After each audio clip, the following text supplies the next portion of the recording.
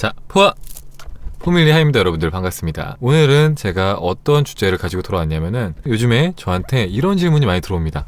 춘카님, 끌어당김의 법칙이라는 게 내가 믿는 것이 현실이 된다는 거 아닌가요? 그렇다면은 리플리 증후군이라고 하는 이 질환과는 어떤 차이가 있나요? 이런 질문이 저한테 요즘에 굉장히 많이 들어옵니다. 이 리플리 증후군은 뭐냐면은 여러분들이 흔히 알고 있는 허언증 환자를 리플리 증후군이라고 합니다. 그런데 그냥 허언증 환자가 아니라 자기 자신마저 속이는 경지에 이른 허언증 환자들을 리플리 증후군이다 라고 표현하는 거죠. 그러니까 본인이 거짓말을 하면서도 그게 사실이라고 믿고 있는 거예요. 그렇기 때문에 포밀리들의 입장에서는 그러면 이 사람들은 본인이 그것이 사실이라고 믿을 만큼 100% 자신을 속인 게 아닌가. 근데 왜 그 사람들은 현실이 되지 않지? 예를 들면 이런 겁니다. 자, 어떤 의사가 있습니다. 근데 알고 봤더니 이 사람이 진짜 의사가 아니라 가짜 의사예요. 의사인 척을 하는 거죠. 만약에 이 사람이 허언증 환자라면은 본인이 의사가 아니라는 것을 알고 있고 남들을 속이기 위해서 그냥 그것들을 의사인 척 흉내를 내는 거지만, 리플리 환자들은 본인이 진짜 의사라고 착각을 하면서 그렇게 말과 행동을 하는 겁니다. 이 포라클, 끌어당김의 법칙도 우리가 원하는 것들을 이미 그것이 된 것처럼 생각하고 말하고 행동하라고 하는데, 이 리플리 환자들은 이미 그렇게 생각하고 말하고 행동을 하고 있는 거예요. 그러면은 그 사람들은 현실이 돼야 되는데, 그렇게 몇 년 동안 했음에도 불구하고 진짜 의사가 되거나 부자인 것처럼 연기를 했다고 해서 진짜 부자가 되거나 이렇지 않습니다. 그래서 포밀리들이 헷갈리기 시작한 거예요. 춘카님, 왜 저 사람들은 왜 현실이 되지 않았을까요? 그래서 저한테 질문을 주셨는데 제가 거기에 대한 아주 명쾌하고 간단한 답을 드리겠습니다. 자, 그 전에 먼저 앞서서 리플리 증후군의 사례를 먼저 볼 건데요. 자, 첫 번째 사례는 2007년도 동국대 교수 임용 및 광주 비엔날레 총감독 선임 과정에서 예일대 박사 학위와 학력을 위조한 SC가 있습니다. SC. 그리고 두 번째 사례는 2014년도 SBS 시사 프로그램 그것이 알고 싶다에서 2008년부터 6년 동안 48개의 유명 대학교를 전전하면서 신입생 행세를 한 그런 사람이 한 명 있었습니다. 그러니까 이 사람은 실제로 그 대학교에 합격한 다른 사람의 이름을 도용하기도 하고 신입생인 것처럼 하면서 돌아다닌 거예요. 그리고 세 번째 리플리 증후군의 대표적인 사례는 2015년에 하버드와 스탠퍼드에 동시에 합격한 김정윤 양이 있습니다. 동시에 합격을 한 것은 물론이요, 동시에 재학을 해서 원하는 대학교의 졸업장을 받을 수 있는 선택의 기회까지 얻어서 전국적으로 난리가 났었는데요. 근데 그 모든 것이 거짓말로 밝혀지고 리플리 증후군 환자라고 밝혀진 사례가 있었죠. 이 경우에도, 이 김정윤 양의 경우에도 합격 통지서 및 합격 메일 등 그리고 수많은 것들을 위조하고 거짓말을 했던 것으로 밝혀졌습니다. 자, 제가 방금 말씀드렸던 리플리 증후군의 대표적인 사례 세 가지를 보면은 우리는 한 가지 사실을 알 수 있습니다. 이 세 가지 사례 모두, 이 세 사람이 모두 거짓말을 스스로 하고 있음을 이미 알고 있었다는 사실입니다. 이들은 모두 자신이 하는 말과 행동이 거짓말임을 알고 있었어요. 자, 우리 포밀리들이 가장 많이 헷갈리는 것은 리플리 증후군이 자기 자신마저 속이는 경지다. 그래서 본인은 진짜 본인이 바라는 그 모습이 됐다라고 생각을 한다는 점이에요. 하지만 이들의 사례를 보면은 이들은 본인이 그 연기했던 거, 대학 교수가 되기 위해서 뭐 자기 학력이나 아니면 자기가 명문대 신입생이라는, 아니면은 본인이 미국의 명문대 2개의 대학을 합격했다라는 그런 사실을 진짜라고 믿지 못했어요. 그걸 어떻게 하냐? 자, 첫 번째 사례를 먼저 볼게요. 다시. 자, SC 2007년도에 동국대학교 교수 임용에 신청을 했던 SC는 예일대학교 박사 학위와 학력을 위조했습니다. 자, 그리고 두 번째, SBS 시사 프로그램에 나왔던 6년 동안 48개 대학을 전전하면서 신입생 흉내를 냈던 한 청년은 이렇게 말을 했습니다. 누나도 좋은 대학교에 갔고 나는 대학교가 마음에 들지 않았다. 그리고 내가 좋은 대학교의 신입생이라고 했을 때 사람들이 나를 대우해주고 나를 바라봐주는 그 시선이 너무 좋았다. 이렇게 대답을 했습니다. 즉 거짓말이라는 걸 알고 있었다는 거죠. 거짓말인 걸 알고 있었지만 이게 사기라는 것을 알고 있었지만 그렇게 했을 때 사람들이 날 대접해주는 것이 좋았다라는 거예요. 자, 그리고 세 번째 볼게요. 세 번째 사례에 스탠버드와 하버드를 동시에 합격한 김정윤 양의 경우에도 본인이 거짓말이라는 것을 알고 있었습니다. 어떻게 알았을까요? 자, 어떻게 했죠? 본인이 합격 사실, 합격 통지서를 위조를 했고요. 두 번째로는 합격 메일을 위조를 했고 그 외에 수많은 거짓말들을 했습니다. 공문서를 위조해가면서 메일을 위조해가면서 본인이 그렇게 수많은 거짓말을 했습니다. 자, 이게 왜 그들이 그 스스로도 믿지 못했다는 증거가 되냐? 만약에 여러분이 아는 것처럼 그들이 정말 진심으로 100% 믿었다면은 그들은 공문서 위조를 해서는 안 됐습니다. 공문서 위조를 왜 하죠? 본인이 정말 합격했다고 믿으면은 전화를 해봐야겠죠, 그쵸? 대학교에 전화를 해서 이상하다. 내가 분명히 합격을 했을 텐데 합격을 안 한 게 너무 이상하다. 다시 한번 알아봐달라. 나는 그 대학에 합격한 게 분명하다. 이렇게 말을 했겠죠. 근데 본인도 못 믿으니까 그게 거짓말인 걸 아니까 남들을 속이기 위해서 공문서를 위조를 하는 겁니다. 즉 믿지 못했다는 증거예요. 명백한 증거입니다. 남들을 속이기 위해서 발버둥을 치고 있었을 뿐이지 그들은 진심으로 자기 자신마저 속인 게 아닙니다. 자기 자신마저 속이는 척 연기를 했을 뿐입니다. 왜? 자신들의 죄책감을 줄이기 위해서.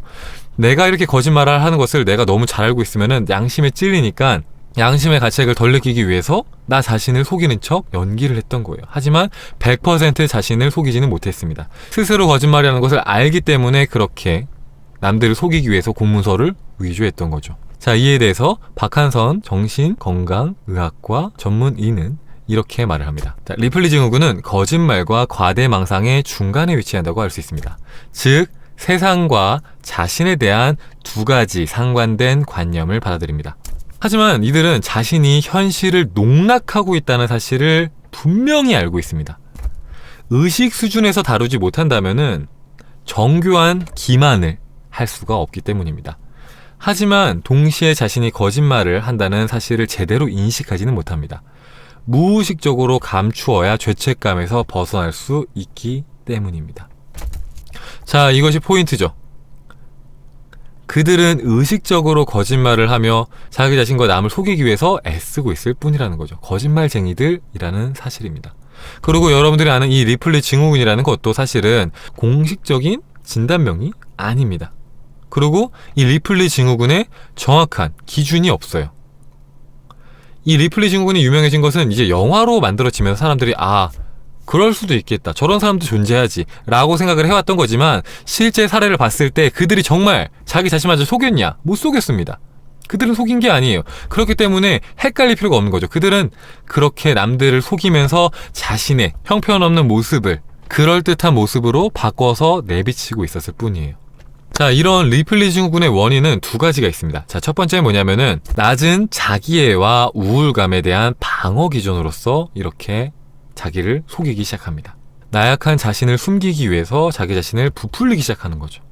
자, 그리고 두 번째는 성취 욕구는 굉장히 강하지만 능력이 부족한 경우에 그 열등감에 대한 보상 심리로 이렇게 리플리 증후군에 걸리는 것이죠. 현실을 회피하기 위해서.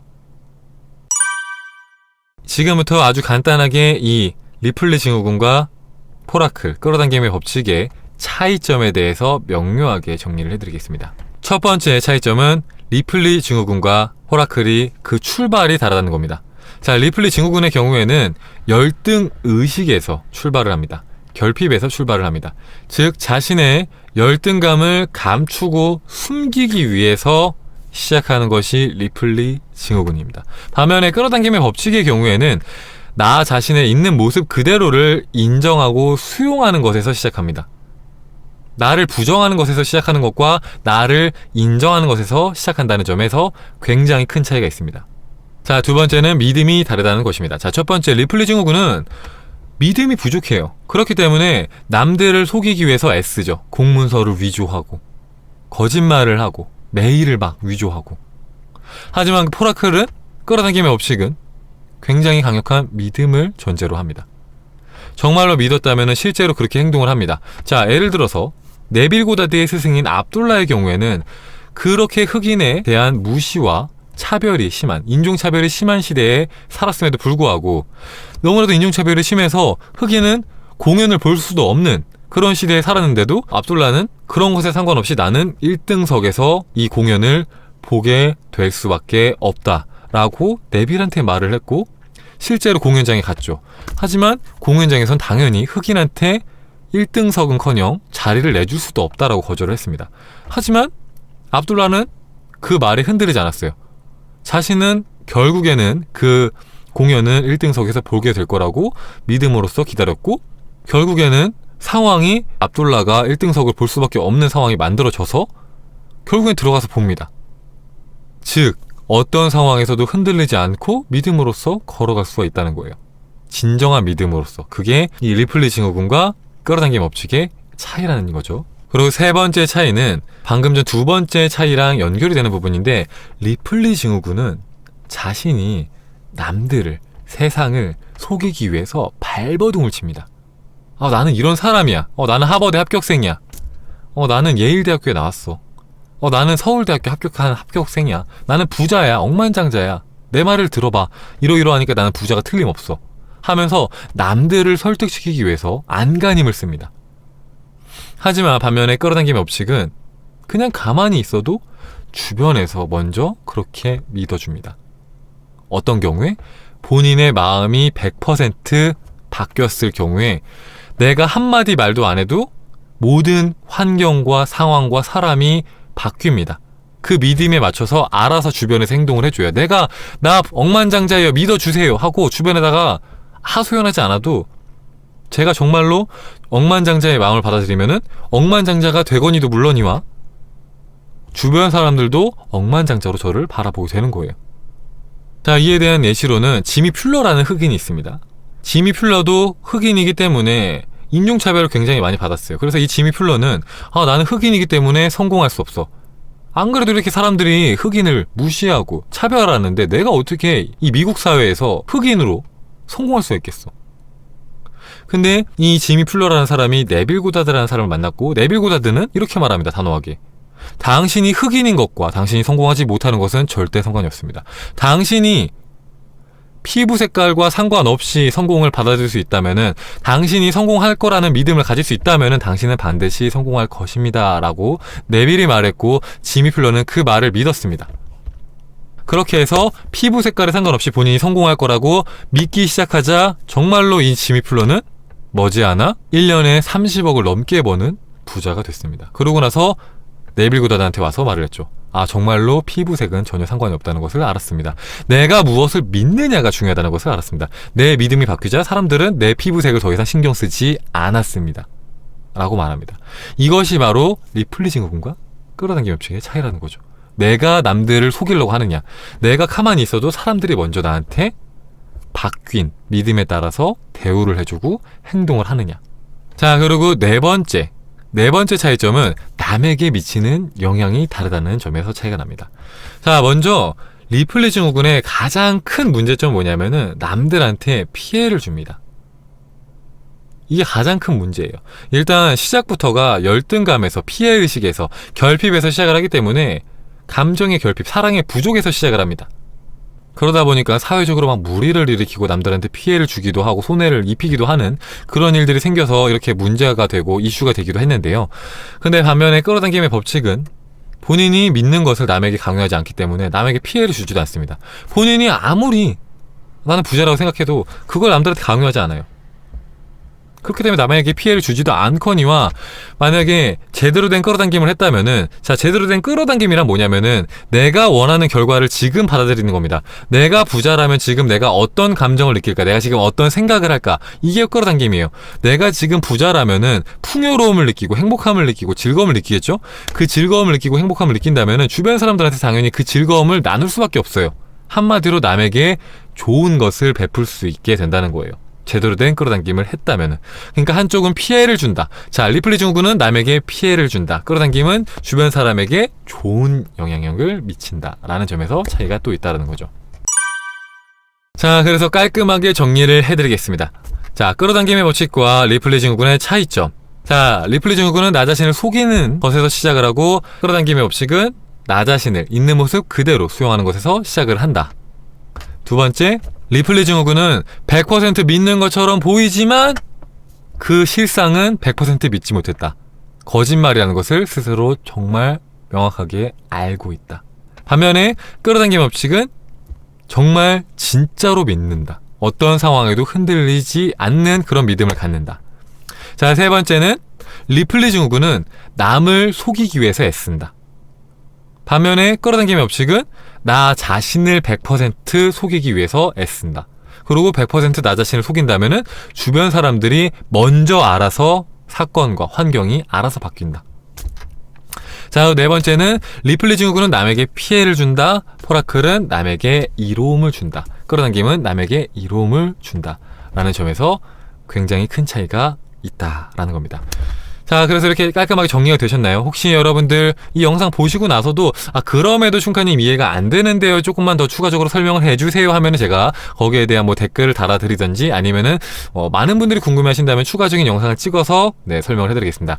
아니면은 이 외에도 여러분들이 평상시에 궁금했던 내용들이 혹시 해결되지 않았던 의문들이 있다면 제가 여러분들이 주신 의견을 받아서 정리를 해드릴 테니까 댓글을 자유롭게 남겨주시면은 감사하겠습니다, 여러분들. 자, 오늘도 여러분들 영상을 이렇게 처음부터 끝까지 시청해주셔서 감사하고요. 다음번에는 더 좋고 사랑이 가득한 영상으로 돌아오겠습니다. 감사합니다. 푸! 빠이! 갑니다! 안녕! 갈게요!